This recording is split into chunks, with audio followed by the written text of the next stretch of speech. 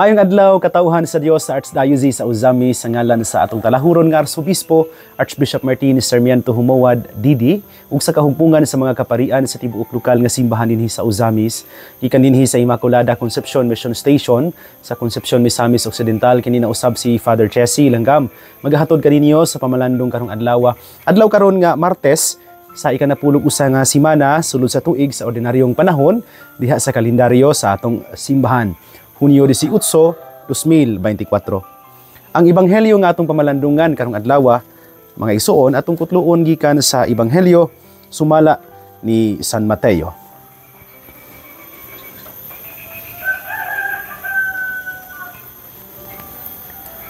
Si Jesus miingon sa iyang mga tinun-an, nakadungog kamo nga giingon kaniadto, higugmaa ang imong mga higala ug dumti ang imong mga kaaway. Apan karon sultihan ko kamo, higugmaa ang inyong mga kaaway ug pagampo at kamo alang sa mga tawo nga nagpasipala kaninyo. Aron mahimo kamong mga anak sa inyong amahan nga tuwa sa langit. Kay siya sa walay pagpili nagpadanag sa iyang adlaw ug naghatag og ulan ngadto sa mga matarong ug sa mga makasasala. Nganong magpaabot man kamo nga mobalos kaninyo ang Dios kun kamo nahigugma lamang sa mga tawo nga nahigugma kaninyo. Bisan gani ang mga kobrador sa buhis nagbuhat man ni ana. Kung kamo makighimamat lamang sa inyong mga higala, unsa may nahimo ninyo nga labaw sa kasagaran? Bisan gani ang mga tawo nga wala motuo sa Dios, nagbuhat man ni ana. Kinahanglan nga magmahingpit kamo, ingon nga hingpit ang inyong amahan nga atua sa langit. Mga igsoon, ang ebanghelyo sa Ginoo. Daygon ikaw, o Kristo. Mga igsoon ko na ni Kristo, maayong adlaw pag-usab kaninyong tanan. Dunay ginaingon sa in English nga practice makes perfect. Ang pagbansay kuno makapahimo nimong bihasa o maayo sa usa ka butang. Sa panahon ni Moses mga igsoon, ang Dios nagpahinumdom sa iyang katawhan to be holy just as God is holy. Sa Ebanghelyo ni San Lucas, dunay lain nga pulong giingon ana, be merciful as God is merciful. O sa Ebanghelyo ni San Mateo, nga mo itong gibasa karong adlaw, dunay laing mga pulong nga gigamit. Kung be holy just as God is holy. Dayon kang Saint Luke, be merciful just as God is merciful. Kang Saint Matthew ang iyang giingon, be perfect as your heavenly Father is perfect. Now, my dear brothers and sisters, this is a tall order to follow. But again, not without the grace of God. Sanglit, kining mao nga tawag mga igsoon, usa man katawag ug hagit nga dili gyud sayon. Dili gyud sayon. Hagit gyud siya ug nagtangag og usa ka klase sa pagkinabuhi nga hawa sa atong kasagaran ug natural nga tawhanon nga klase sa pagkinabuhi. By striving to live in the spirit of the Beatitudes of Jesus, ang usa ka tinuod nga Kristiyanos gitawag siya ngadto sa pagpuyo, sa hagit, sa paghigugma ug sa kaluoy. Being perfect is exactly this. Ingon ani, to imitate the love and mercy of God. Kung mangutana tag unsaon man nga mahimong balaan, ang tubag mao nga atong suhiron ang ihemplo sa paghigugma sa Dios ug sa iyang kaluoy. No one can be perfect sama sa Ginoo. Tinuod gyud na, di man ta pwedeng makigtupong no sa kaperpekto sa Ginoo. Siya man ang holy and the summum bonum, no? Siya man no? In all his ways, in all his plans and many other things, no? Siya no ang holy and perfect in all ways. Yet ang tawag mga isuon remains the same, to follow Him. Ang pagsunod sa susamang kapasidad sa pagkabalaan, sa paghigugma o kaluoy, nagibatunan o anaa sa Ginoo. As the popular phrase nga akong giingon, mga isuon, practice makes perfect. Ang Ginoo, innate naman na niya ang perfection, ang holiness. Kita, nga mga hinimo niya, binuhat sa iyang dagway o kasamahan, kinahanglang bansayon una nato, kining kamaayo nga niasulod nato, aron nga makabaton ta sa susamang kabalaan o not exactly the equal, no, kanang equal in kanang sana holiness no sa Ginoo, pero mahimo tang balaan ba, no, mahimo tang balaan sama sa tawag, no, nga mahimong balaan sa Ginoo. Now don't be confused, no, kay akong balikon ang Ginoo man na ang summum bonum, no, kita igol lang nga mo imitate ni anang maong kanang maong perfection, ni anang maong holiness. Nya akong balikon usaon man nga mahimutang holy by imitating the way God loves us and the way His mercy is offered into us. Si Jesus mga igsuon niya sa Ebanghelyo nagpahinumdom sa iyang mga tinun-an og eventually apilta that by loving those who love us, yes, natural nga tendensiya sa tao kay mahigugma magyud sa mga tao nga nahigugma nato, pero walay benefit. Ngano man, the Christian is to love even those dili na kinahanglan nga dili na makaya untang higugmaon sa tao aron makabaton og benepisyo ang atong paghigugma. Kay tinuod ang atong paghigugma nga tawhanon kung nagpili lamang sa mga tao nga naghigugma sab nato makabalo sa atong pagkamaayo, sa atong pagtabang ug uban pa, then katong ilang balos mao na to atong benefit, no? Mao na to atong benefit. Akong balikon, the Christian is called to love even those who will persecute and destroy you or your reputation. Tiaw na pagkalisura gayon na nang mahigugma ka bisan atong mga tao nga dunay tinguha sa pagdaot kanimo o bisan ni adtong mga naghimo maot o bati amat nga buhat nga kanimo. After all, we were once enemies of God ourselves. Kita pud mismo nahimo mang kaaway sa Dios dihang misupak ta niya ug sa iyang kabubuton. But again, God in His love have brought us close to Him again by the blood of His Son who loved us and sacrificed Himself for us. Diyan mo na, no? Kana mga classes paghigugma nga gipadayag sa Ginoo ni nato. Despite our sinfulness, bisan kun masupilon ta, bisan kun makasasala ta.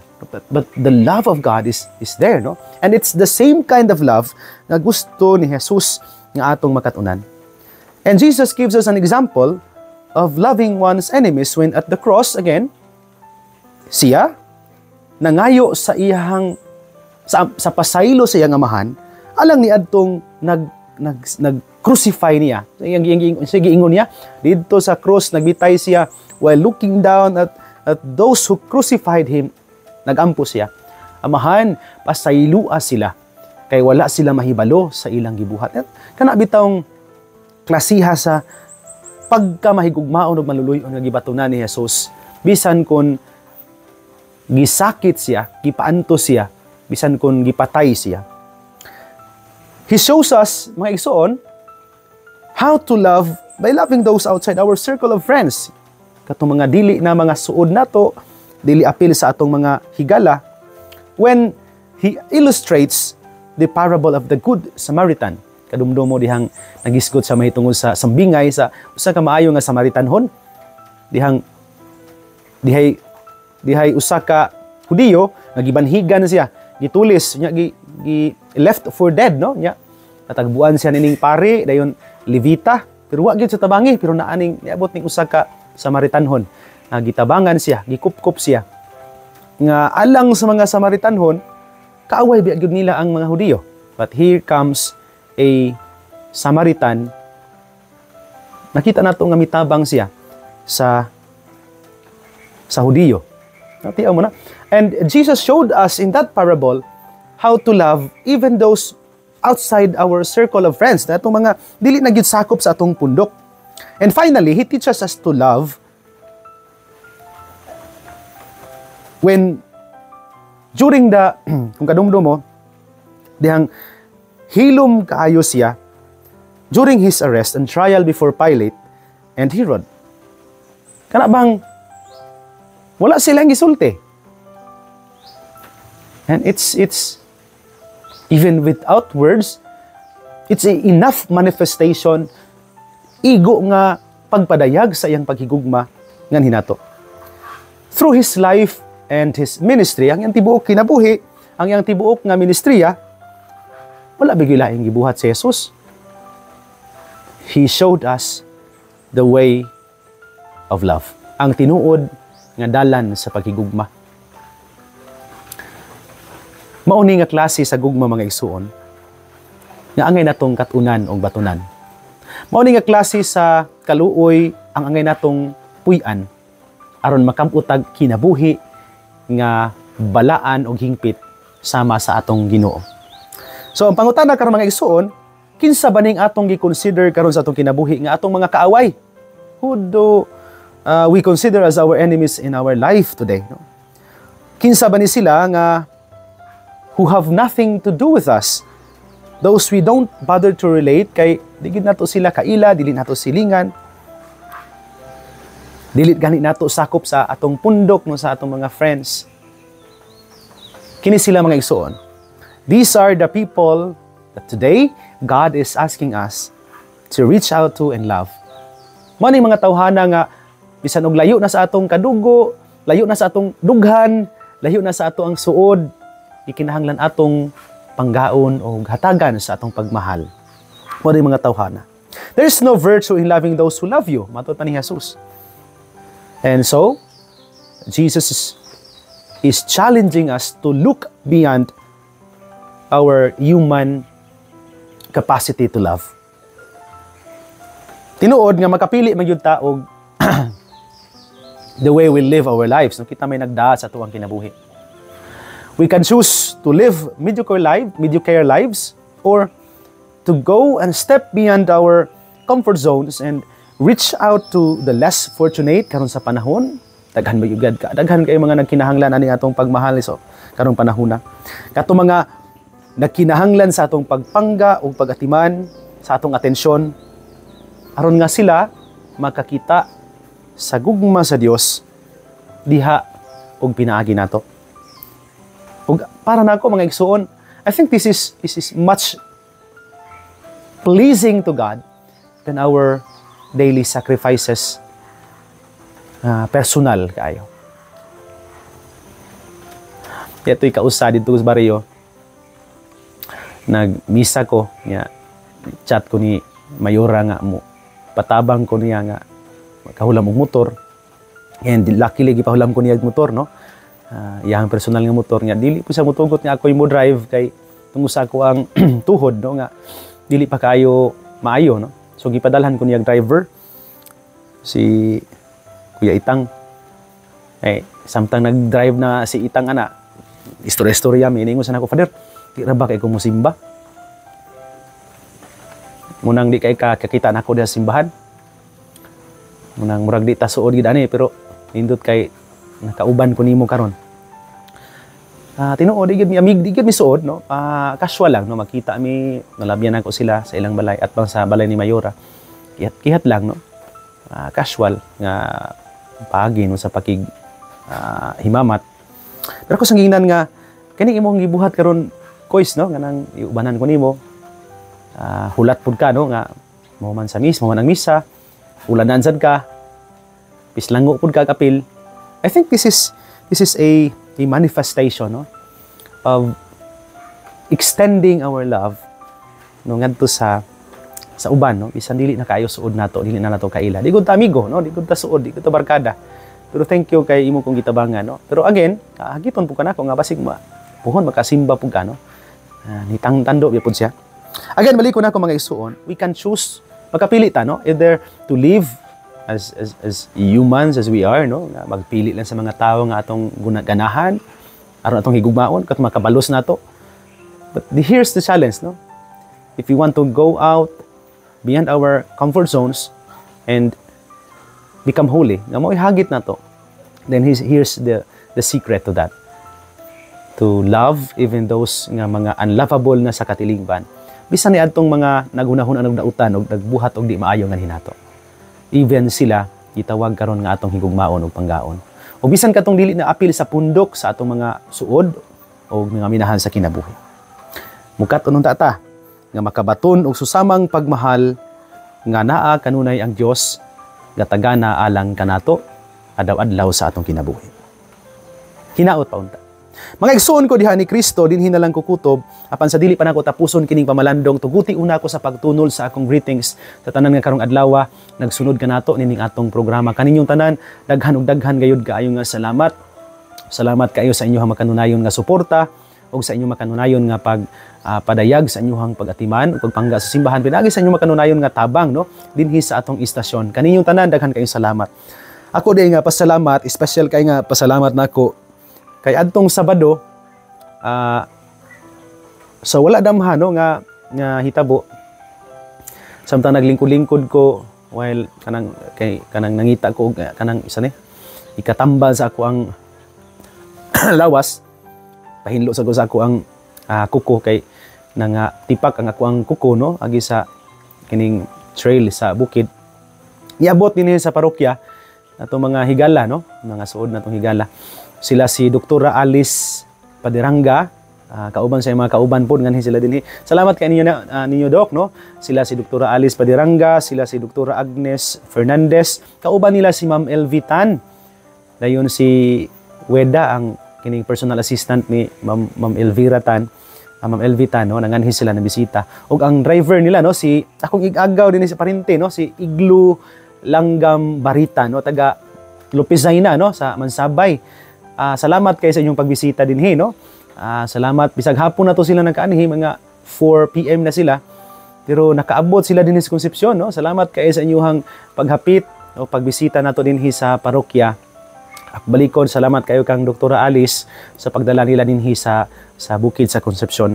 Ako pod nga greetings sa mama ni Iglo no. Murag wala ko kahibaw kung say among kanang asa namin napita nagkaparyente pero akong greetings kanila no looking forward sa posible nga panagkita po no salamat kayo kang kandidatores Langgam Barita no taga gyapon sa Lupizaynas Mansabay no ug sa asawa ni Iglo si Hazel Barita ug sa ilahang mga anak no si Maureen Gail Mijares Barita ug si Juliana Isabel Mijares Barita nga nagsaulog pod belated happy birthday day sa atong Sabado sa iyang birthday no. Salamat kaayo ninyo no. Looking forward pohon sa ato ang murag reunion tingali no kay murag paryente ra man gid ani pareha man tag apelyido nya pareha sad big spelling gyud no og apelyido no kining double G nga langgam kay na may mga langgam nga ang ilang apelyido single G pero paryente ra gud gyapon na maura man na no pag-record na tingali na sa baptismal certificate or sa live birth, no? Munang nagkawa-wa ng uban nga mga G. Again, balik ko na ko. Salamat kayo sa inyong pagbisita dinhi, no? Salamat kang Doktora Alice sa pagdala nila nganhi sa parokya. Salamat pod kang Doc Alice, bisag na pasalamatan na nako ni siya previously, unang tuig na ko dinhi sa parokya. Salamat kay kang Doktora Alice, siya ang nag-donate sa amo ang cereales, no? Among processional cross o processional candles nga gamit gyud kayo no sa atong mga misa dinhi sa parokya. Salamat kayo kang Doktora Alice no. Ako pod nga pasalamat sa makanunayong tabang no og suporta sa atong mga kauban masilingan dinhi sa parokya labi na gyud kang Mayor Jesse Vinia nga walay puas ang pagtagad no sa atong mga panginahanglanon dinhi sa parokya atong mga needs no bugas. Salamat kaayo sa mga gamit nato sa pagpanghinlo no. Nangandam ta para sa summer youth camp naghinlo tas ground. Salamat sa tabang kanunay labi na gyud sa mga gasolina pagpahulam og motor no pagpahulam pod og driver no. Salamat kay kang Itang no nga nikuyog nato atong miyaging semana sa bukid. Salamat kaayo guys no nagka-ulan-ulan po sa apil yun no kalapok-lapok sa jag apil no pero salamat kaayo sa kasinatian. Salamat kaayo sa panag-uban og kanang kabuutan po no ay mong gipadayag ipakita nako. Nya ni volunteer gito siya pod nga ulang man jud mig motor bisan og nagkapanghuwam na ni Mayura. Kuwang gyud ang motor mo nang ni volunteer po siya sa iyang motor nga perting mag-uha pag gyud kaayo murag wa pay semana tingali to nga nakuha niya giutang niya sa kumpanya pero iyang gipahuwam no. Salamat kay gyud kang Itang no. Wa gyud ko kahibaw usay tinuod pod ngalan ani niya. Itang ra man ni pero salamat kayo guys no. Kung makadungog ka ani, I am really grateful to the service you have offered para nato dinhi sa parokya. Salamat usab kang Pari Domingo Gayola no, nga nagpahulam sa motor. Kang TBB Hunyo no, salamat kayo. Kang Marlon Pactol sa iyang motor, no, sa pagpagamit o pagpahulam kang sa pamilya Rasonable, no, kang Tidangdang Rasonable and family po, no, sa ilahang motor, no, manghulam ra man gyud ta og mga motor kay di man ta ma-accommodate, no, doon na lang may usa ka motor rin sa parokya. Tayo nun ako apod nga, apod magamit kay naguba pod to pa sa shop. So gipaayo pa, no, wa pa gyud mauli eh. So salamat kay sa inyohang makanunayon nga pagtabang o pagsuporta kanato, no, dihang bahina. I think that is a much kanang worthy of praise nga buhat, no, sa alang sa simbahan o galang sa misyon nga atong gipaningkamutan paghimo dinhi sa parokya.